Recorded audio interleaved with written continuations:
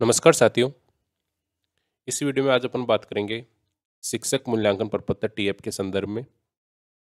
जो प्रथम 6 माही है, जनवरी से जून 2020 का टीएफ है, उसको ऑनलाइन अपलोड करना है। कुछ तकनीकी समस्या पोर्टल पर आ रही थी, उस वजह से फाइनल लॉक नहीं हो पा रहा था।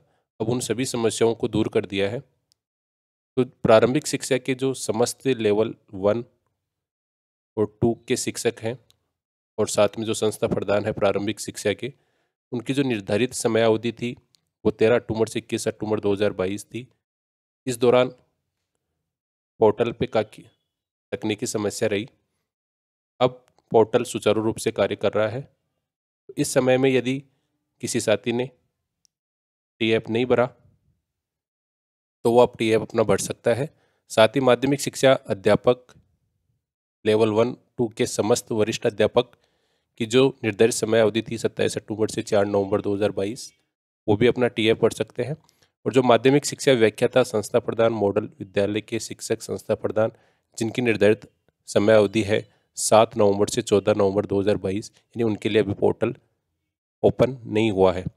तो प्रारंभिक शिक्षा और माध्यमिक शिक्षा के जो L1 L2 के साथी हैं और जो समस्त वरिष्ठ अध्यापक के साथी हैं, वो अपना टीएफ ऑनलाइन कर सकते हैं। अब इसमें किसी प्रकार की कोई तकनीकी समस्या नहीं है और अपना फाइनल लॉक टीएफ को कर सकते हैं। तो इसके लिए सबसे पहले आपको स्टाफ लॉगिन करना होगा। स्टाफ विंडो पर आपको अपने लॉगिन आईडी पासवर्ड कैप्चा डालकर लॉगिन करना है। जैसे आप लॉगिन करेंगे, आप अपने स्टाफ लॉगिन के होम पेज पे चले जाएंगे।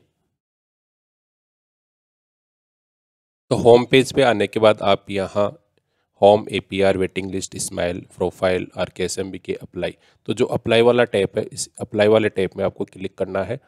और अप्लाई वाले टैब के अंदर आप जब नीचे जाएंगे तो टीएफ 2022 पार्ट फर्स्ट, इस पर आपको क्लिक करना है। तो इस बार जो आपको ऑप्शन दिया गया है बनने का, वो अप्लाई वाले टैब के अंदर टीएफ 2022 पार्ट फर्स्ट के नाम से है।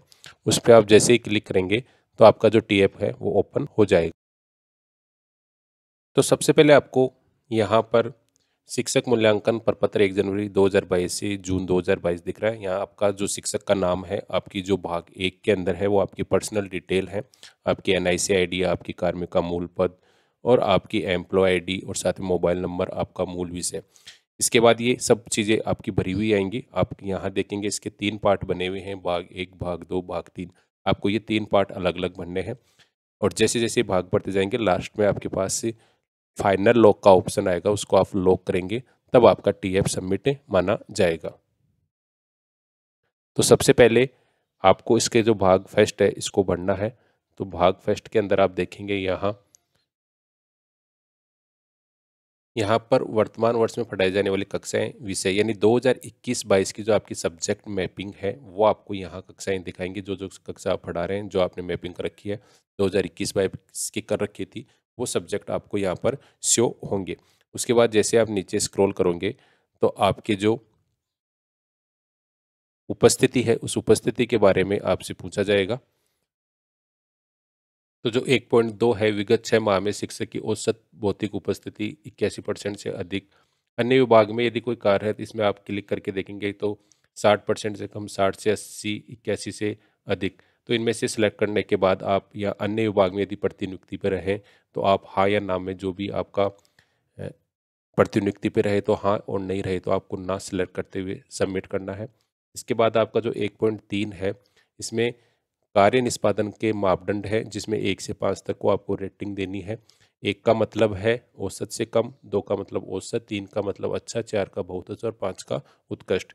तो जो मूल्य और नैतिकता है, निष्पादन सूचक है, उन सूचक के सामने आपको रेटिंग करनी है। जो भी आप उचित समझे उसके अकॉर्डिंग आपको यहाँ पर 1 से 5 तक लिखने हैं। जैसे जैसे आप इसकी रेटिंग करते जाएंगे 1.3 के जो जितने भी प्रत्येक पॉइंट है उनको आप जैसे जैसे भर देंगे तो आप का जो टोटल है नीचे वो शो हो जाएगा। जैसे टोटल योग आएगा, इसकी जो ABCDE जो भी रेटिंग होगी वो अपने आप बॉक्स में टिक हो जाएगा इस टोटल के अनुसार। इसके बाद आप यहाँ संस्था प्रदान कार्य के समग्र सूचक को टिक कर दें। यहाँ नियंत्रण अधिकारी जो आपका PO है, जो DDO है, उसका नाम और मोबाइल नंबर लिखना है। उसके बाद आपको यहाँ सेव करना है। जैसे आप सेव करेंगे आपका जो पहला भाग है वो सेव हो जाएगा। इसके बाद आपको सेकंड भाग पे जाना है। तो आप जैसे सेव करेंगे आपको नेक्स्ट भाग पे सिस्टम अपने आप ले जाएगा। पहले आपको मैनुअल सेलेक्ट करना पड़ रहा था। आपके पास मैसेज आएगा डाटा सेव्ड सक्सेसफुली का, आप क्लोज कर दें। इसके बाद आपको जो इसके 1.6 है, इस 1.6 वाले भाग में आपको जो चीज़ें भरनी है उसमें आपको रेटिंग देनी है 1 से 3 की। तो 1.6 और 1.7 में आपको चुनौतियां, जो 3 बेहद कठिन चुनौतियां, उनको घटते क्रम में वरीयता देनी है। सबसे बड़ी चुनौती को 1 देना है और सबसे छोटी जो चुनौती आप जो समझ रहे हैं उन 3 में से, उसमें से आपको घटते हुए क्रम में 1 2 3 इस हिसाब से आपको देने हैं।